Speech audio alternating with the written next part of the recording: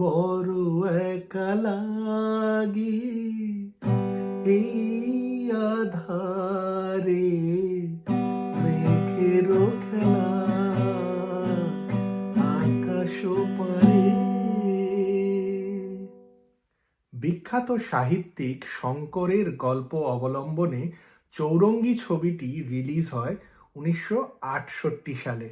আজকের আড্ডা চৌরঙ্গী ছবিটিকে নিয়ে। আমি তন্ময়, আশা করি আপনারা সকলে খুব ভালো আছেন। পিনাকি মুখার্জি পরিচালিত চৌরঙ্গী রিলিজ হয় অ্যান্টনি ফিরিঙ্গি রিলিজ হওয়ার 1 বছর পরে। এতটা বড় ব্রেকের কারণ ছিল মহানায়কের শরীর খারাপ। সেই সময় চৌরঙ্গী কিন্তু একটা বড় বাজেটের ছবি। শঙ্করের গল্প কলকাতার গল্প, তার অনেক অনেক অনেক চরিত্র। হোটেলের ভিতরে অনেক সিন শ্যুট করা হয়েছিল।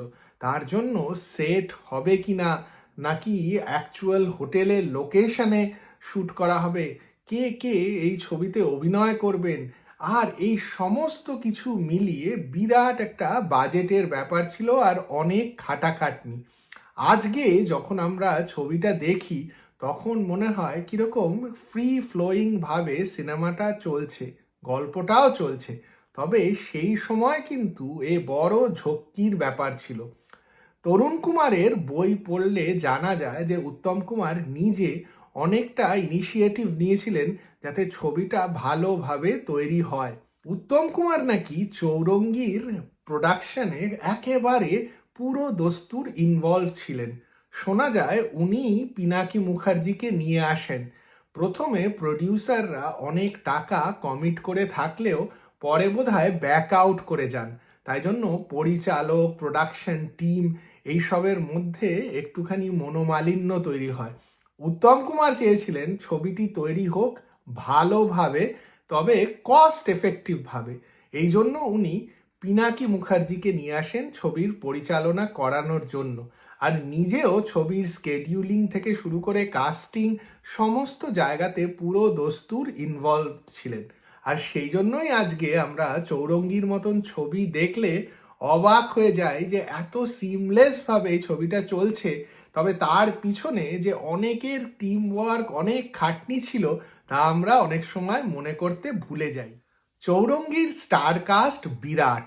উত্তম কুমার, শুভেন্দু চট্টোপাধ্যায়, সুপ্রিয়া দেবী, অঞ্জনা ভৌমিক, দীপ্তি রায়, উৎপল দত্ত, বিশ্বজিৎ, ভানু বন্দ্যোপাধ্যায়, জহর রায়, অনেক অনেক অনেক বড় বড় অভিনেতা অভিনেত্রীরা এই ছবিতে চুটিয়ে কাজ করেছেন। চৌরঙ্গী মনে হয় আপনারা প্রত্যেকেই দেখেছেন, তাই জন্য গল্পটা অনেকেরই জানা। একটা হোটেলে নানা রকম চরিত্রের আনাগোনা। দর্শক হিসেবে আমরা এদেরকেই দেখছি। গল্পটা আরও একটুখানি চরিত্রগুলোকে সুন্দরভাবে দেখায়। ছবিটা নিয়ে অনেকেই ক্রিটিসাইজ করেন যে ছবিটা মহানায়ক সর্বস্ব। সবাই প্রধান চরিত্র স্যাটা বোসকে নিয়েই মেতে আছেন। মহানায়ক থাকলে এই ধরনের জিনিস তো ছবিতে হয়েই থাকেন, তবে গল্পটা পড়ার যেরকম মজা, ছবিটা দেখারও অন্যরকম মজা। অনেকেই চৌরঙ্গী ছবিটা দেখেই কিন্তু গল্পের বইটা হাতে উঠিয়েছেন। তাই জন্য ছবিটাকে ইগনোর করলে চলবে না। খুব ভালো একটা ছবি।